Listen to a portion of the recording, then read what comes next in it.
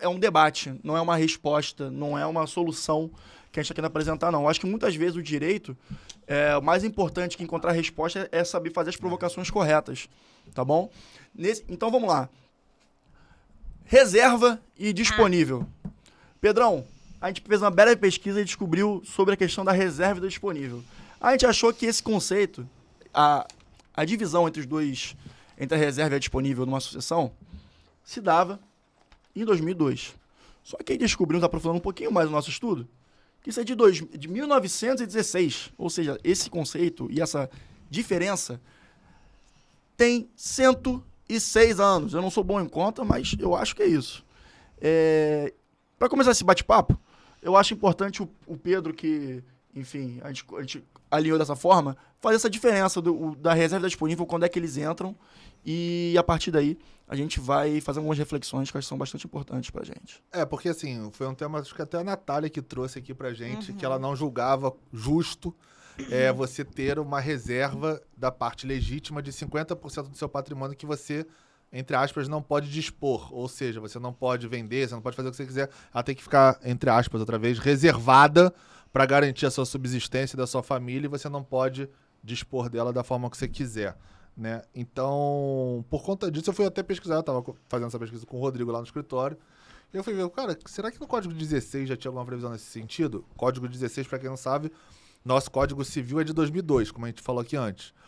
Antes disso, o nosso código era de 1916, ou seja, de 1916 até 2002, a gente usava literalmente o mesmo código com a lei lá de antes de 2016. 1916. Exato, uma loucura, muito tempo. Então, assim, era um código bem desatualizado já, que teve essa atualização mais recente agora, em 2002. A Semana de Arte Moderna é de 22. A Semana de Arte Moderna é de 22, o Código Civil anterior. Então, assim, aí eu fui ver, o Código Civil de 16, no 1576, é o mesmo artigo do 1789 do Código Civil. Ou seja, não mudou absolutamente nada. Você pegar lá os dois códigos, de 16 e 2002, é literalmente o mesmo artigo. Ele diz que você não pode dispor de mais de 50% do seu patrimônio. Por testamento, gastando em vida e não deixando para seus herdeiros, de alguma forma passando para outras pessoas que você não quer deixar para seu herdeiro, seus herdeiros necessários, né? Então, é literalmente igual. E isso deu um baque assim na gente, né? Assustou. Mas eu tenho uma reflexão sobre isso. Diga. Eu acho que nessa perspectiva, obviamente que o mundo mudou muito de 1916 até 2002. Mas eu acho que nessa perspectiva de relações que tem e aí que criam um impacto no seu patrimônio, eu acho que o mundo evoluiu mais de 2002 para 2022.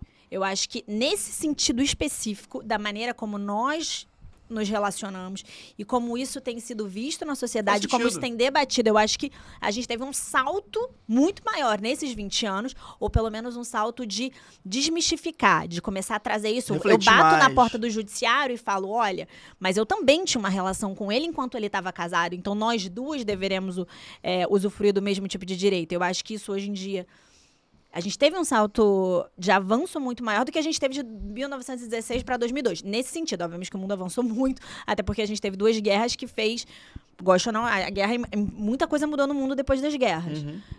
Primeira e segunda, especificamente. Mas nesse aspecto específico de relação familiar, matrimônio, relação disso com o patrimônio, eu acho que em 20 anos a gente teve um salto maior, então isso não me assusta tanto. Mas aí eu fui, só concluindo, aí eu fui entender o porquê de se manter um artigo literalmente igual. Se existia algum racional por trás dessa manutenção desse dispositivo, que poderia ter sido revisto, por exemplo, 50% é muito, como a gente aqui pode debater daqui a pouco. Acho que pode ser 40, 30, ou tem que ser mais, tem que ser 60. E aí, abrindo mais aspas rápidas aqui para a exposição de motivos do Código Civil de 2002, que é o atual, por que ele manteve esse artigo? Ele fala assim, necessidade de superar o individualismo que norteia a legislação vigente, que era de 16, em matéria do direito de testar, excluindo-se a possibilidade de ser livremente imposta a cláusula de inalienabilidade à legítima. É, todavia, aceita essa cláusula se houver justa causa devidamente expressa no testamento. Ou seja, você aqui a gente tem a diferença entre você não poder mais botar a cláusula de inalienabilidade, mas você tem que ter uma justa causa se você precisar dispor daquele patrimônio na hora de testar ou na hora de você fazer algum tipo de disposição. Então foi essa a justificativa que na exposição de motivos do Código Civil foi embasada para se manter esse dispositivo legal.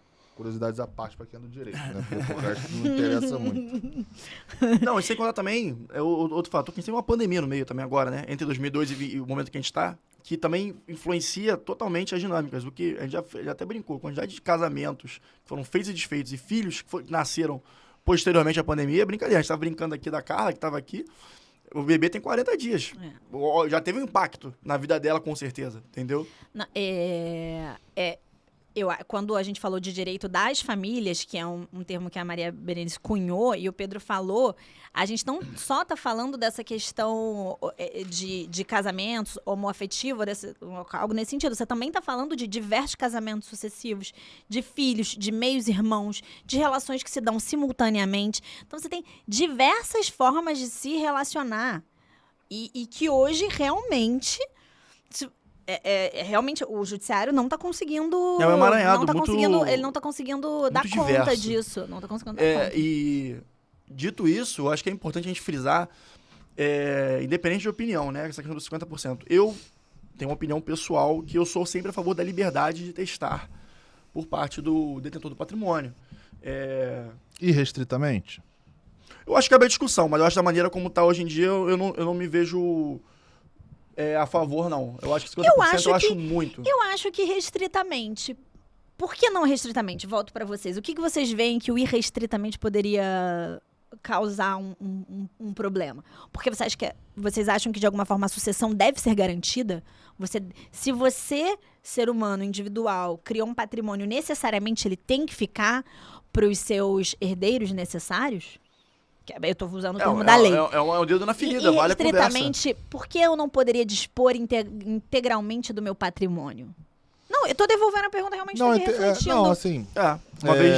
a questão, outra vez, é patrimonial. É subsistência, né? Para você não vender o seu patrimônio todo e não deixar só a família e você sem nenhuma condição de moradia, enfim, direitos fundamentais, habitação, alimentação e todas essas questões. Né? Isso é muito uma questão de percepção, que é essa lógica familiar, e mais uma vez, a gente está falando de patrimônio, como uma fonte de esteio. É a sua família como uma lógica, essa é a lógica da lei, como uma forma de te manter, de te prover. A gente ainda tem essa... É uma das fontes. A gente ainda tem essa lógica. Tanto que a lógica, e aí só fazendo um parênteses, essa estrutura machista patriarcal que a gente vive, ela é maléfica muito absurdamente para as mulheres, mas ela também traz malefícios para os homens, porque esse tipo de estrutura privilegia uma estrutura que há 40, 50 anos atrás... Era o homem que provinha para casa. E aí tem essa lógica de o homem vai dilapidar o patrimônio, aí o filho e a mulher que ficaram ali costurando aquela empresa vão ficar deixados de lado. Hoje em dia, isso está deixando cada dia mais de fazer sentido. Então, a gente tem para os dois lados, né? Tem, total. Eu não sei. Eu acho que tem que ter alguma reserva. Acho que restrito não pode ser. Sabe por quê? Porque você abre margem para você poder burlar a lei em outros aspectos. Então, quando você estava falando essa questão de família, do pai, da mulher, eu fico pensando, vamos dizer, pai, mãe, filho, aí vamos dizer que tem, por exemplo, um filho adotivo. Que o filho adotivo, para quem não sabe, ganhou direitos iguais a um filho biológico na nossa Constituição, 88, é coisa recente. Eu já peguei, por exemplo, ações no escritório de reconhecimento de legitimidade de paternidade, porque o cara não era reconhecido na certidão de nascimento dele, porque o cara tinha uma outra relação, ele era um filho fora do casamento, ele era um filho ilegítimo. Então, olha a consequência patrimonial, inclusive, disso. Porque esse cara, por exemplo, tinha vários filhos, e o filho legítimo dele não tinha direito de herdar na mesma quantidade, porque não era da mesma grau hierárquico, que os outros filhos do cara, porque ele era fora do casamento. Então, eu acho que a partir do momento que você deixa restrito, você abre margem, por exemplo, para se não tiver uma discussão dessa, você voltar você ter um retrocesso em matérias que a nossa Constituição muito bem trouxe que já estão abarcadas no nosso direito. Porque, por exemplo, o pai dele, se você deixar restrito, ele pode passar tudo pro filho legítimo e querer reconhecer aquela união que ele teve fora do casamento. E aí você prejudica diretamente um herdeiro Mas aí, fora do casamento porque ele não tem aquele... porque ele era... excluindo a lógica moral e ética dessa pessoa, que não é o que está sendo questionado aqui, o que pode ser trazido por que você não teria liberdade para dispor do seu patrimônio como lhe melhor convir? Eu tenho Então, a sensação... Não estou nem discutindo essa questão moral e ética, que isso obviamente é uma atitude absolutamente questionável, para falar o mínimo. Mas pensando estritamente numa lógica patrimonial. Porque eu, capaz... E aí, capaz no sentido da lei, não posso dispor da maneira como eu quiser do meu patrimônio, porque necessariamente eu tenho que deixar para o meu herdeiro.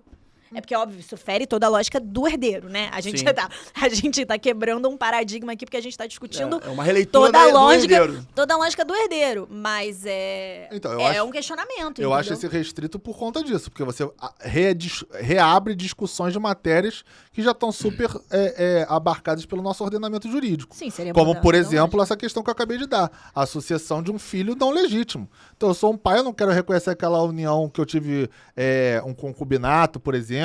Faz sentido o que você diz. Uma pessoa que era... Eu sou casado com a Natália, eu tive uma relação homossexual com o Rodrigo. Tá bom, não tem como ter filho, mas vamos dizer que a gente adotou um filho. E aí, de algum momento, eu não vou reconhecer o filho dele ou não dele, ele não vai ter nada meu, o filho não vai ter nada, tudo vai ficar pra coisa. É injusto com o filho que Sim. deveria ser Sim, igual. sim. E eu tenho certeza absoluta Que que se você socorreria. botar restrito, Uma isso disposição. algum momento isso vai acontecer. Não, com né? certeza, com Então, certeza. assim, esse é só um exemplo. A gente pode discutir vários outros. Sim. Um filho preferido do pai. Sim. Que hoje, por exemplo, para você não herdar sendo filho, você tem que ter o Instituto da Ingratidão. Que assim, tem que cometer, sei lá, tentar matar o seu pai. Suzane von Richthofen é um bom exemplo, bom exemplo. disso. Bom exemplo. Vai Eu ter acho que é o exemplo, né? no acho caso. que vai ter até um outro filme agora, porque ela tem 2 filmes, acho que é na Netflix, a versão dela e a versão Prime do Video. irmão Escravinho. Prime Prime Video. Video. A versão dela é a versão do irmão Escravinho. E agora vai ter a versão final e tem essa questão. Ela é um bom exemplo do Instituto da Indignidade, porque ela foi excluída da sucessão. Então, assim, muito legal esse exemplo que a Natália trouxe. São assuntos jurídicos que é muito difícil acontecer. É porque agora tem um caso famoso, mas para você para Sim. pensar qual é outro caso nesse sentido que você conhece. Provavelmente nenhum. É, Entendeu? raro. Então, e esse caso você Tomara que eu conhece. não conheça ninguém. Por isso é tão paradigmático esse É, também. não, E esse Tomara, caso ainda é. foi midiático. Então, assim, né? Então, enfim, eu acho que é mais para ter esse tipo de resguardo. O que a gente pode discutir, no meu entender, é se o percentual de 50 é alto ou baixo. Aí, ok. Eu não acho alto, mas eu não sei, sinceramente, se eu acho baixo. Mas é engraçado, Eu como acho- você chegaria eu- nessa conta? Cara, por isso que eu acho que tem que ser 50%, porque eu acho que não tem como chegar. É porque, vamos chegar ali no 35. Então, teria que ter, sei lá, algum tipo de Entendeu? estudo. Sabe o que eu acho? Eu acho que... Sobre, sei lá, um mínimo Eu pré-estabelecido frente ao salário mínimo, sei Eu lá. acho que O FIR. tanto o FIR... O filho depende de estado, né? Nós são 12 estados que abarcam, é mais complicado. Mas eu tenho a sensação que tanto essa legislação vigente hoje em dia, tanto... E a que a gente estava conversando antes, dos maiores de 70 anos também, elas têm elas abrem um guarda-chuva de proteção para o conceito de família antigo, que a gente vem provando uma mudança. É uma quebra de paradigma. Seria uma quebra de paradigma, por É. sentido. Vamos dar um exemplo assim, tá? Independente de posição política, uma disponível maior, né? Possivelmente, a dinâmica social entre classes pode trazer mudanças, pode ter mudanças. Vamos dar um exemplo, tá? Um cara, 70 anos, os filhos moram longe, não tem relação nenhuma com o pai hoje em dia, estão só esperando a herança do cara. Acontece. E ele passa o final da vida dele inteira com uma pessoa que foi, fundamental na vida dele. Foi uma companhia que foi a principal no final da vida dele. Uma enfermeira, um enfermeiro, uma pessoa... Tem até um filme que fala sobre isso, Entre Facas e Segredos. Bom filme. Uhum, com Daniel Craig. Daniel Craig, ele mesmo. É um excelente... Com a Ana de Armas também. Esse cara... Achei tão bom. Eu gosto de suspense. Vai ter o 2. Vai ter o 2 na Netflix. Não, eu é um acho. entretenimento válido. É um não entretenimento opinaria. válido, maravilhoso. Então, esse cara ele não pode, se for da vontade dele, dispor do patrimônio. Vamos supor que ele queira o integral. Ele não pode porque a reserva não permite. 2, se ele vier se envolver com uma pessoa também, em outro caso. Mas você acha que isso seria suficiente pra impactar a Eu dinâmica acho que impacta social? bastante, cara. Eu acho que impacta bastante. Mais Social. do que a gente... Talvez não no primeiro momento, mas com o desenvolvimento social, avanço de todos esses fatores de mudança social que a gente está vendo hoje em dia, eu acho que num cenário de longo prazo muda bastante, cara.